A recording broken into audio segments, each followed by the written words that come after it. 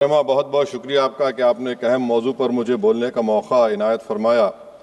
और बड़े अफसोस की बात है कि बड़ी धूमधाम से हुकूमत की तरफ से इस बात को रखा गया, मगर 30 से ज़्यादा एमपी यहाँ पर मौजूद नहीं हैं।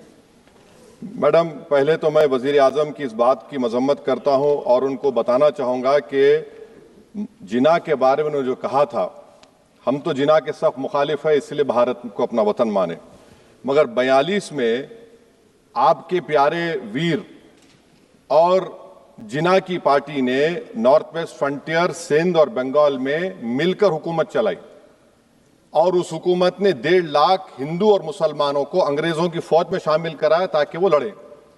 तो किसी शायर ने अच्छा कहा था वजीर आजम के बारे में कि फरेब देकर जमाने को पारसा ना बनिए, इन्हें कहो कि वो बंदा बने खुदा ना बने, अमीर शहर यही चाहता या हजरत कि हमारी चीख गले में रहे सदा ना बने।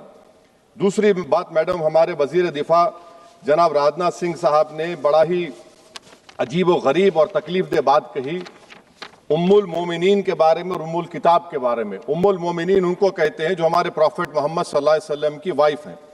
वो हम तमाम मुसलमानों की माँ, हम उनको तस्वुर करते हैं, मगर हम उनकी इबादत नहीं करते। हम अपनी माँ की इबादत नहीं करते। उम्मुल किताब कुरान है, हम कुरान की इबादत नहीं करते। कुरान अल्लाह का भिजावा कलाम है। तो उसके बारे में भी शायर ने अच्छा कहा कि खबर नहीं जिन्हें अपने दीन व मजहब की, हमें वो दीन का मतलब सिखाने निकले हैं। अहम बात यह है कि मैडम, हमारे मुल्क का आइन का इस लफ्ज से आगाज होता है वी द पीपल। इसका आगाज भारत माता के नाम से नहीं होता है। हमारे संविधान का जो प्रियम्बल है वो क्या कहता है? Liberty of thought, expression, belief, faith and worship. अगर दस्तूर का ये पहला सफा ये बात करता है तो फिर कैसे किसी शहरी को किसी खुदा, देवी, देवता की इबादत करने पर या सजदा करने पर मजबूर किया जा सकता है? आप ही की पार्टी से आज की जो बातें हुई है इसी कब हो रही हैं। हमारे कॉन्स्टिट्यूंट असेंबली में मैडम एक मोहतरमा थी रोहिणी कुमार चौधरी ने एक तजवीज दी थी कि प्रियम्बल में किसी देवी के नाम से शुरू हो। उन्होंने खास तौर से वंदे मातरम का जिक्र किया, मगर उसको कबूल नहीं किया गया। फिर केवी कामत साहब ने एक तजवीज दी कि इट्स सिटीजन्स को बदलकर हर सिटीजन्स किया जाए और खुदा के नाम से शुरू किया जाए, वो तरमीम को मुस्तरद कर दिया गया। हमारे संविधान का उसूल यह है कि भारत क्या है, उसकी अवाम है, अवामी कानून की मुसन्निफ है, अवाम की मर्जी से सबसे बालातर है, अवामी हाकिम है। मुल्क किसी खुदा, देवी, देवता, मजहबी इलामत के नाम से नहीं चलता, ना मुल्क किसी एक मजहब की मिल्कियत है। इसीलिए बाबा साहब अम्बेडकर ने क्या कहा था? उन्होंने मदर इंडिया के नजरिए को मुस्तरद किया। बाबा साहब ने एक नई इस्तिलाह वजह कर दी और कहा कि भिक्षित भारत, यह बाबा साहब अम्बेडकर ने कहा। अब मैडम, अगर मजहबी आजादी इस आइन का बुनियादी उसूल है तो सवाल यह पैदा होता है कि उस वक्त हमारे जो कॉन्स्टिट्यूंट असेंबली के प्रेसिडेंट थे जनाब राजेंद्र प्रसाद साहब ने किस बुनियाद पर वंदे मातरम को कौमी तराना करार दिया? ना तो कोई सेक्युलर रेजोल्यूशन है इसके बारे में। मैडम, मैं आपको बताना चाहूंगा कि जुडिशरी क्या कहती है। बीजू इमैनुअल केस है 1986 का, जिसमें जिहोवा विटनेस ने कहा कि मैं नेशनल एंथम के वक्त खड़े रहूंगी, पढ़ूंगी नहीं। सुप्रीम कोर्ट ने कहा कि उसने कोई गुनाह नहीं किया। वहीं एक 2017 का केस है अश्विनी उपाध्याय का केस सुप्रीम कोर्ट का, उन्हें कहा गाइडलाइंस दिए जाएं वंदे मातरम पर, सुप्रीम कोर्ट ने नहीं कह दिया। फिर आप आ जाइए madam, prevention of insult act national 1971, इसमें नेशनल सॉन्ग नहीं है, सिर्फ नेशनल एम्बलम और आपका नेशनल एंथम है। फिर आप आ जाइए 40th अमेंडमेंट आर्टिकल 51 है, 76 में पास हुआ, उसमें भी इसका कोई जिक्र नहीं है। मैडम, मैं आपके सामने बताना चाहूंगा कि हमारा भारत एक इसका मजमुआ क्या है। इसमें हिंदू है, मुसलमान है, सिख है, ईसाई है, जैन है, एथिस्ट है, मेहनत कश है, किसान, गरीब, मजलूम और दलित है। मगर अगर जो तकारीर आज हमने यहां पर सुनी और बाहर जो सुनते हैं, अगर भारत को देवी कहने और उसके आगे सजदा करने, तो दरअसल कौम परस्ती को, वतन से मोहब्बत को मजहब में तब्दील कर रहे और फिर यहां पर बोल रहे कि अगर भारत में रहना है तो वंदे मातरम गाना पड़ेगा। भाई, ये तो संविधान के खिलाफ है, सुप्रीम कोर्ट के जजमेंट के खिलाफ है। अगर वंदे मातरम मैडम कौमियत का मियार है तो फिर सवाल यह है कि हजरत मोहानी की कौमियत क्या थी जिसने इनकलाब जिंदाबाद का नारा दिया? अगर यूसुफ मेहरली ने quit India Simon go back का नारा दिया तो उसकी कौमियत क्या थी?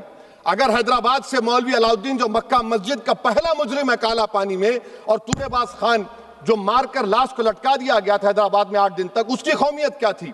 अगर इनायतुल्लाह काफी जो जिहाद का फतवा अंग्रेजों के खिलाफ दिया मुरादाबाद में, जब उनको 2 दिन में फांसी की सजा दी गई, और जब फांसी की सजा के ओर जा रहे हैं तो इनायतुल्लाह मौलाना काफी की जबान पर क्या था? वो रसूलुल्लाह हमारे प्रॉफिट की नात पढ़ रहे थे। क्या पढ़ रहे थे? कोई गुल बाकी रहेगा ना चमन रह जाएगा, पर रसूलुल्लाह का दीन हसन रह जाएगा। तो उनकी कौमियत क्या थी? माल्टा की जेल में महमूदुल हसन, हुसैन अहमद मदनी 6 महीने माल्टा की जेल की ग्राउंड में पड़े रहे, उनकी कौमियत क्या थी?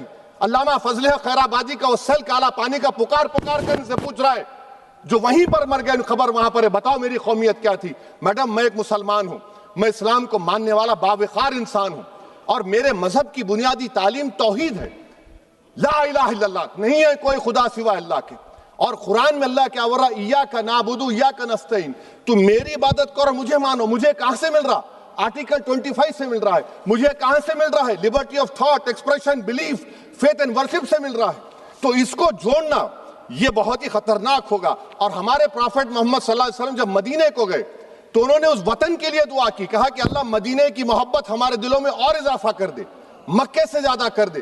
तो ये इस्लाम, मुसलमान होना, हमारे ईमान में मुल्क की मोहब्बत बीच में नहीं आती, और मुल्क से मोहब्बत है और रहेगी हमेशा, क्योंकि ये अजीम कुर्बानियां यहां पर शामिल है जिन्होंने जंग आजादी में हिस्सा नहीं लिया। आज अगर वो वतन की मोहब्बत का दर्ज देंगे तो बड़ा गलत होगा। मैडम, मैं आपके सामने एक चीज पढ़ूंगा। 1937 रविंद्रनाथ टैगोर ने लेटर लिखा सुभाष चंद्र बोस को, मैं सिर्फ किसी ने नहीं पढ़ा ये। क्या कहा टैगोर साहब ने? But parliament is a place of union for all religious groups and there the song cannot be appropriate. When Bengali Muslims show sign of stubborn fanatism, we regard it intolerable. When we too copy them and make unreasonable demands, it will be self-defeating. ये मैं इसको ले करूंगा madam, आप देख लीजिए। फिर दूसरी तरफ मैडम आप आ जाइए, मैं यहाँ पर बैठकर, हाँ, जितने तकारीर यहाँ पर हुए सब जनगण मन पर तनकीद किए। तो मैडम मुझे ये कहना पड़ेगा कि जनगण मन पर आप लोग इतनी तकलीफ क्यों उठा रहे हैं? आखिर इतनी तकलीफ क्यों है?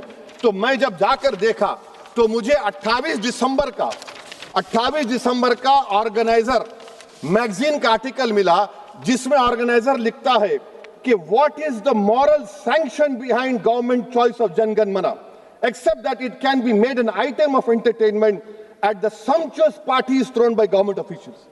आप बताइए, इसका बोलेंगे आप? और फिर उसके काइंड कैसा करते हैं? It will mean we can not love our motherhood. Madam please, it will mean that Vande Mataram is buried alive with the word Jan Gan Mana on the tombstone, for the tomb will also be of Jan Gan Mana of the will of the people. इस पर आप क्या बोलेंगे? Madam, मैं आपको ये बताना चाह रहा हूं कि वतन की मोहब्बत हमारे लिए बहुत अहम है, मगर ये बताइए हमको कि अभी मैडम यहाँ पर आनंद मठ के बारे में बहुत कुछ कहा गया। मैं सिर्फ 2 मिसालें आपको देता हूं। आनंद मठ के पेज नंबर 70 और 80 को पढ़ लीजिए। इसके बाद सनातन जहां मुसलमानों के घर पाते थे, इन्हें आग लगा देते थे। आप पेज नंबर 98 पढ़िए। हमें सिर्फ इन मुसलमानों को जड़ से खत्म करना है, क्योंकि खुदा के दुश्मन बन चुके हैं। फिर आप पेज नंबर 115-16 दीजिए। फिर मुख्तलिफ इलाकों में मुसलमानों को सदा देने के लिए भेजे जाते, जहां मुसलमान आबादी नजर आती जला दिया जाता। फिर आप देख लीजिए मैडम, सफे नंबर 120 पेज 120, बंकिम लिखते हैं कि सनातियों को मालूम नहीं था कि अंग्रेज हिंदुस्तान को निजात दिलाने वाले हैं। ये आप क्यों कर रहे हैं? अब आप मैडम, मैं आपको पेपर्स दे कर दूंगा। मैडम, भारत में हमारी आजादी इसलिए आई और बरकरार रही कि हमने मुल्क और मजहब को एक चीज नहीं बनाया। हमने ऐलान किया कि हमारी मुल्क मुख्तलिफ तबकात मज़ाहिब पर मुश्तमिल है। हमारे मुश्तरका तकदीर हमारी कौमियत का सरचश्मा है। यह खास जबान, सकाफत, मजहब नहीं है। अगर वंदे मातरम का मतन कौम और मजहब को एक बना देता है, अगर हम इसे टेस्ट बनाते हैं वफादारी का, तो फिर मान लीजिए कि यह गांधी, अंबेडकर, टैगोर, बोस और लाखों आजादी के सिपाहियों की सोच को छोड़कर गोडसे की सोच की हिंदू कौमी परस्ताना, मैडम खत्म कर रहा हूं, कौमी हिंदू कौम परस्ताना को अख्तियार करेंगे। मुझे वतन से बेइंतहा मोहब्बत है मैडम, और इंशाल्लाह हमेशा रहेगी। मगर बावजूद इसके कि मेरी मस्जिद, मेरी इबादत गाह, मेरे कपड़े, मेरे कारोबार पर हमले होते, मगर मैं फिर भी कहता हूं कि वतन मेरा, हर वतन को हम छोड़कर नहीं जाएंगे। मगर हुब्बुल वतनी का क्या मुतालबा है? हुब्बुल वतनी ये कहता है कि वतन से मोहब्बत है तो जुल्म को खत्म करो, गरीबी को खत्म करो, बेरोजगारी को खत्म करो, जबर का खात्मा करो, अमन का गहवारा बनाओ, पाकिस्तान की दहशतगर्दी को खत्म करो, एक्सप्लॉयटेशन को रोको, शरारत को रोको, मुल्क के खिलाफ की जाने वाली साजिश खत्म करो। मैडम, भारत एक चमन है जहां पर हर फूल को खिलना चाहिए, और अगर कोई इस फूल का, अगर पूरे फूल खिलेंगे तो उसकी खुशबू से ये वतन मुअत्तर होगा, मगर अगर इस चमन का माली ये कहेगा कि एक ही फूल खिलेगा, तो मैं जिम्मेदारी के साथ कह रहा हूं, अगर एक ही फूल खिलेगा तो वो सहरा बन जाएगा और माली माली नहीं रहेगा, वो जल्लाद कहलाएगा। तो इसीलिए मैडम हम उम्मीद करते हैं कि हुकूमत इस पर जोर जबर ना करे। मेरा राइट है, यकीनन मैं जानता हूं कि आजादी के लड़ाई में वंदे मातरम का नारा था, मगर अगर आप इसको जबर करेंगे तो ये संविधान के खिलाफ है। वफादारी का सर्टिफिकेट हमसे मत लीजिए मैडम, खत्म कर रहा हूं, वफादारी का सर्टिफिकेट हमसे मत लीजिए। आपके बुजुर्गों के कोई एक किताब में लिख के क्या लिखा है बता दीजिए, कहां पर क्या लिखा हुआ है।